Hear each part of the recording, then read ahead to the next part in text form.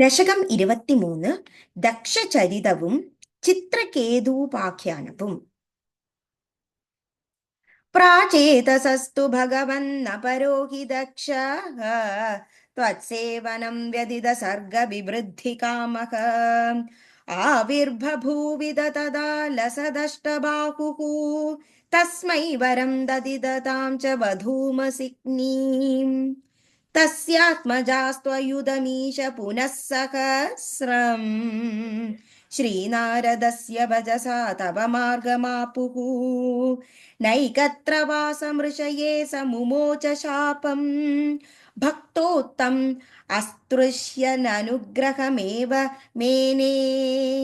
ഷഷ്ട്യാ തദോ ദുഹിതൃഭിസൃജത കുലൗകാൻ ദൗഹിത്രസൂനുരത തസ്യ സ വിശ്വരൂപഃ ത്വത്സ്തോത്രവർണ്ണിതമജാപയദിന്ദ്രമാജൗ ദേവത്വദീയമഹിമാ ഖലു സർവജൈത്രഃ പ്രാക്ഷൂരസേന വിഷയേ കില ചിത്രകേതു പുത്രാഗ്രഹീ നൃപതിരംഗിരസപ്രഭാവാത് ലബ്ധ്വൈകപുത്രമദ തത്ര കഥേത സപത്നീ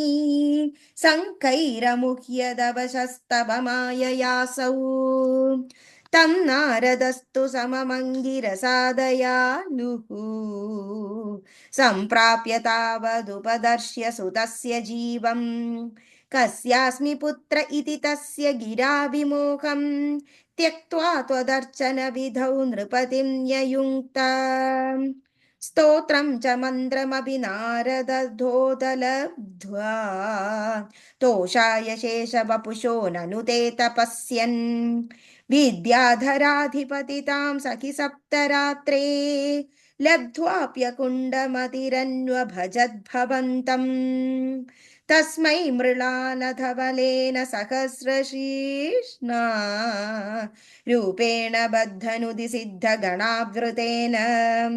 പ്രാദുർഭവന്തിരതോ നുതിഭിഃ പ്രസന്നഃ ദത്വാത്മതത്വമനുഗൃഹ്യ തിരോദധാത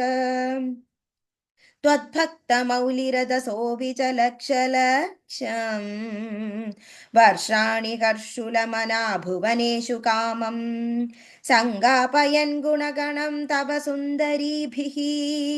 सङ्गादिरेगरकितो ललितं चचार अत्यन्तसङ्गविलयाय भवन् प्रणुन्न नूनं सरौप्यगिरिमाप्य महत्समाजे निःशङ्गमङ्गकृतवल्लभमङ्गराजिं तं शङ्करं परिहसन्नमुभयाभिषेपे निःसम्भ्रमस्त्वयमयाचिदशापमोक्षः वृत्रासुरत्वमुपगम्य सुरेन्द्रयाधी यात्मतत्त्वकथनैः समरे विचित्रं शत्रोरविभ्रममपास्य गदं पदं ते त्वत्सेवनेन दिदिरिन्द्रवध्योद्यतापि तान् प्रत्युतेन्द्रसुहृदो मरुतोऽभिलेभे